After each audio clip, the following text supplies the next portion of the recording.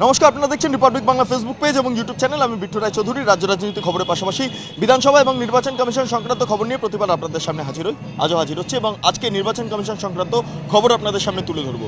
ইতিমধ্যে লোকসভা নির্বাচন শুরু হবে, তার প্রস্তুতি চলছে, কিন্তু রাজ্যসভা নির্বাচন একটা অত্যন্ত গুরুত্বপূর্ণ অধ্যায় অন্তত এ রাজ্যে। কারণ এ রাজ্যে এই মুহূর্তে 5টা রাজ্যসভার আসন খালি হতে চলেছে এবং এক্ষেত্রে জানা যাচ্ছে যে টিএমসির তরফে 4টি আসনে প্রার্থী দেওয়া হবে এবং বিজেপির তরফে 1টি আসনে প্রার্থী দেওয়া হবে এবং সংশ্লিষ্ট প্রার্থীরা রাজ্যসভায় যাবেন, ভোটাভুটি হবে এবং সেই ভোটাভুটি বিধানসভায় হবে। কবে হচ্ছে সেই ভোটাভুটি?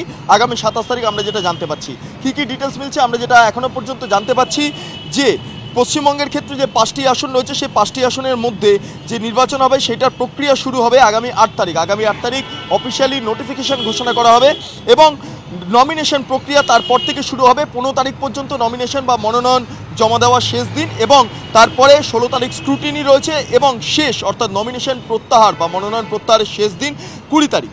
অন্যদিকে দাঁড়িয়ে আগামী 27 তারিখ নির্বাচন হবে সকাল 9টা থেকে বিকেল 4টে পর্যন্ত এবং ওই দিনই ফলাফল প্রকাশ। এবার ঘটনা হচ্ছে যে এই যে নির্বাচন প্রক্রিয়া আসতে চলেছে, সেক্ষেত্রে দাঁড়িয়ে কী বিষয় সামনে আসছে আমরা যেটা জানতে পাচ্ছি, এখনও পর্যন্ত যে মোট 5টি যে আসন খালি হচ্ছে তার মধ্যে অভিষেক মনু সিংভি সহ একাধিক সিট খালি হতে চলেছে, শুভাশিস চক্রবর্তীর সিট খালি হতে চলেছে এবং বিজেপি 1টি আসনে প্রার্থী দেবে। এখানে সারপ্রাইজ হচ্ছে বিজেপির প্রার্থী কে হবে।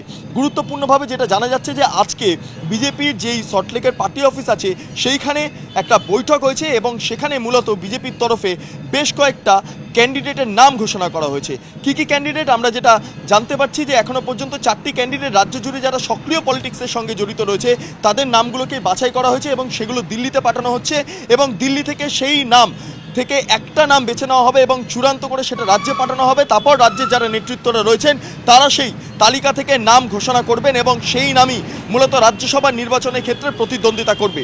রাজ্যসভার নির্বাচন অত্যন্ত প্রেস্টিজ একটা ফাইট।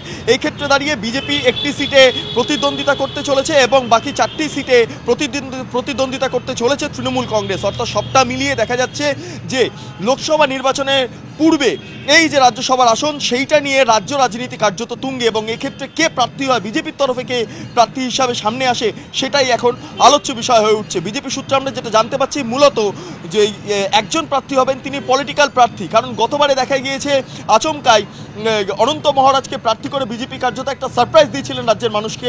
এবারও কি একই ধরনের সারপ্রাইজ অপেক্ষা করে আছে?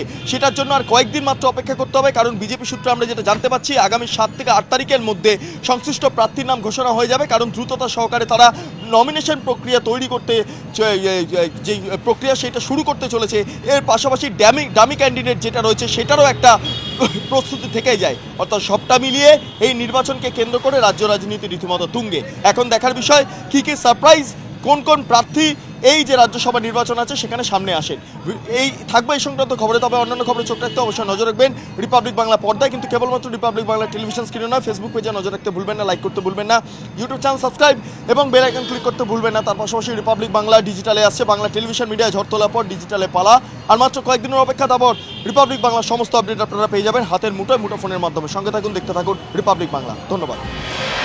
নানা ধরনের কন্টেন্ট দেখার জন্য লাইক করুন, শেয়ার করুন আমাদের ফেসবুক পেজ, সাবস্ক্রাইব করুন আমাদের ইউটিউব চ্যানেল।